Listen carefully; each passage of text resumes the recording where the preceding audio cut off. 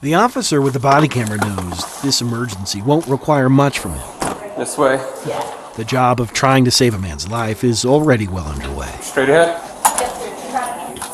And so he's here mostly to observe and ask questions. What kind of surgery? Questions in need of a few more answers. He was already sedated.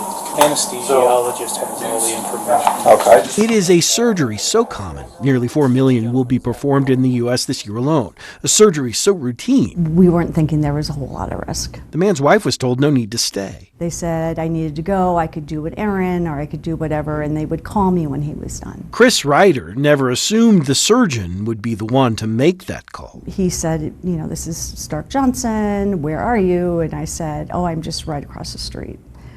And he's like, okay. He goes, I'm going to meet you in the parking lot. And when she got there, he said, do you believe in God? And I said, yeah. And I said, why? And he goes, would you like to pray with me? And I was like, what?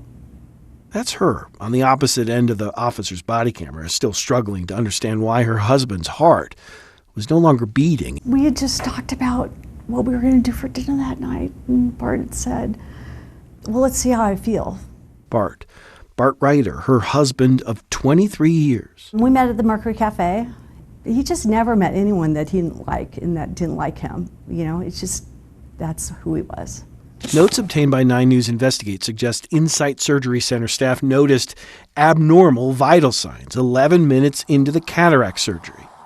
By the time Bart Ryder arrived at Sky Ridge Medical Center, a mile and a half away, his death was all but ensured. An autopsy blamed cardiac arrest. It just didn't make sense. Bart was 56. We skied every weekend. We biked together, we hiked together. One by one, those who staffed the surgical center's OR that day drew these pictures, documenting who was where when things went wrong. A horrible accident, investigators concluded. Chris Ryder reluctantly concluded the same.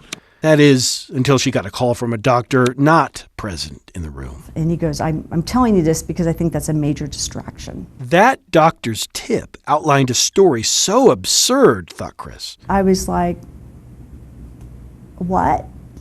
She didn't know what to think. My name is Carl Stark Johnson. And so she hired a team of lawyers to take depositions of the surgeon, Dr. Stark Johnson. Michael Urban. And the anesthesiologist, Dr. Michael Urban, who then asked both if the tip was true. Were you playing music bingo during Bart Ryder's February 3rd, 2023 cataract surgery? Yes. That's right. I want to talk to you about the music bingo game. A game they played routinely during these routine surgeries. I'm sorry, Lorraine, the music what? Bingo game. Oh, thank you. The team inside the surgery center's OR would listen as songs played on Dr. Urban's cell phone. I understand that you would keep score.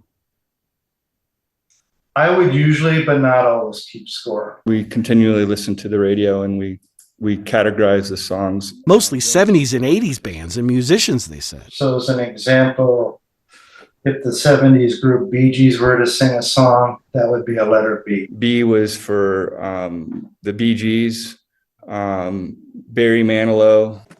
And for Neil Young, G for Gladys Knight. You get the idea. Mark aboard, pass the time.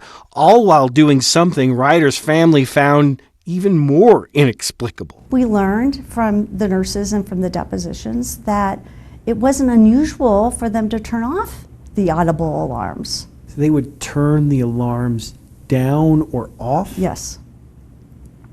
And that particular machine allows that to happen. You agree that the alarms monitoring the vital signs should not have been disabled or turned off. Fair?